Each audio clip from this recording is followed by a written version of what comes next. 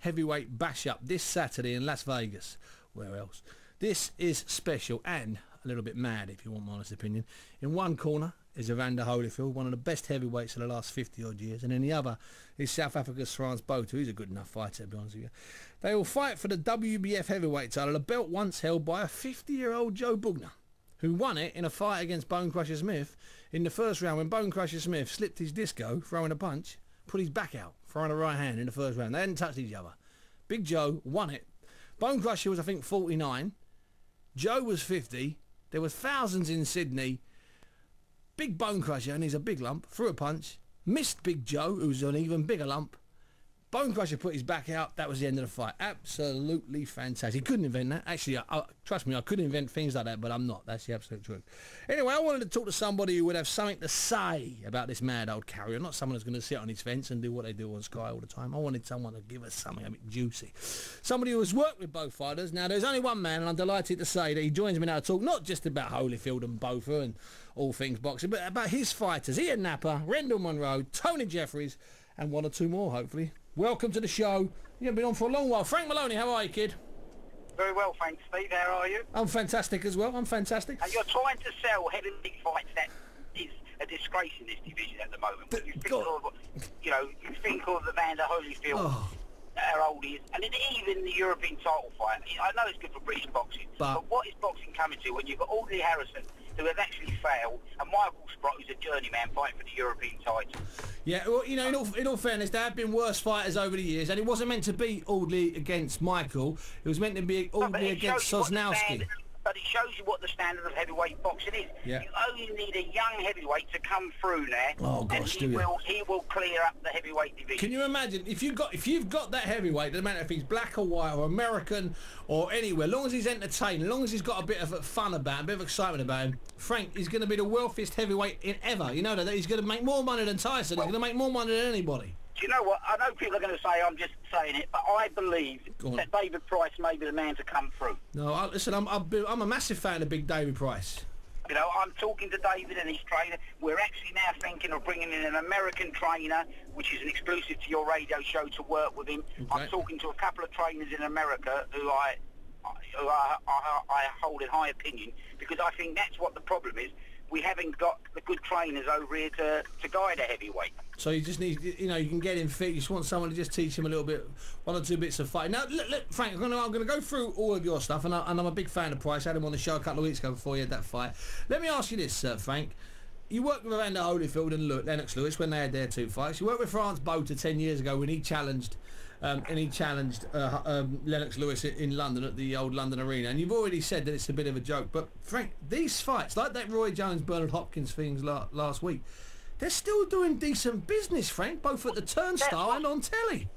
That's what worries me. That's, you know, that says it all about boxing when you say them sort of fights are doing great figures. But so where is the young blood coming from? And that's what we need in boxing. We need young blood. You mentioned Kevin Mitchell. I mean, he's not one of my fighters, but I've got to tell you, Kevin Mitchell excites me. He's one of the most exciting young fighters out there. What about last weekend, David Hay, Frank? 20-odd thousand, and they all paid last week. Trust me, there wasn't a I don't think they gave away a freebie. I know Adam Booth, so I know they paid. They did. And I mean that in a nice way. I don't mean that in a bad way. No, that was exciting for all the wrong reasons. David fought maybe the wrong fight and got too involved, but you know, that was a breath of fresh air last week, surely. Well, you know, David is the best heavyweight out there because it's such a bad bunch of heavyweights. Sure.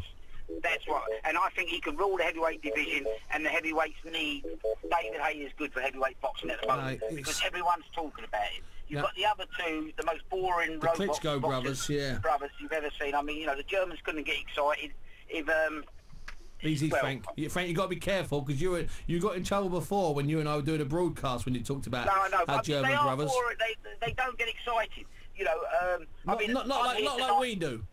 No, I mean, David Hay, the crowd got excited. David Hay doesn't need the Klitschkos. I read all these papers. He only wants the Klitschkos if he wants a massive payday. Yeah. If he doesn't want a massive payday, he doesn't need the Klitschkos, and he can rule the heavyweight division because there is no one out there, and he can fight in Britain, and he can excite the crowds, and he can bring people back to boxing, and that's what we need. I'm here tonight at a little club. I'm at Barking Amateur Boxing Club tonight. Okay. And it's packed with young kids here. Yeah. And let's get it right. If any are walking through the doors in the last couple of months, they might want to be the new David Hay. Frank, let's talk about one or two of your fights. Give us an update on Rendell Monroe's WBC Eliminator. Or give us an update on that, Frank. Do you know what? That is selling fantastically. Good boy. We're just over. We've got 3,200 seats to sell. We're 3 weeks away, and we're about.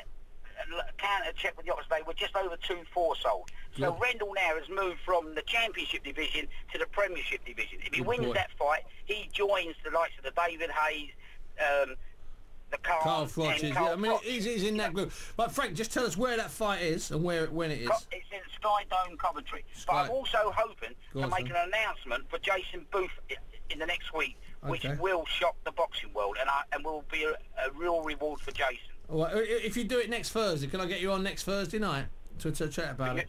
Steve, of course I will, because you always support the boxing, and that's what we need. More journalists like you, and more radio shows. Yeah, we'll tell you, you know, I'd like to have a little bit of competition.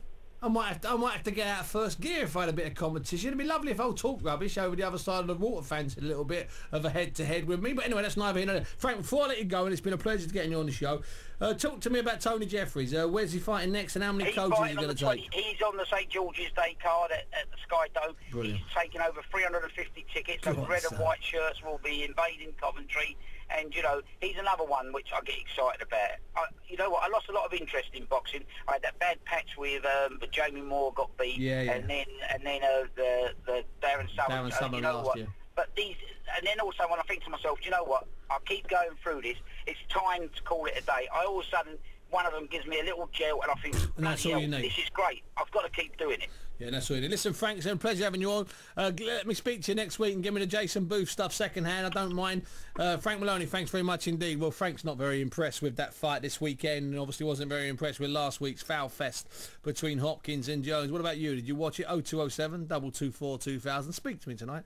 I'm only on until 8 o'clock. Or you can text me 07786 200 9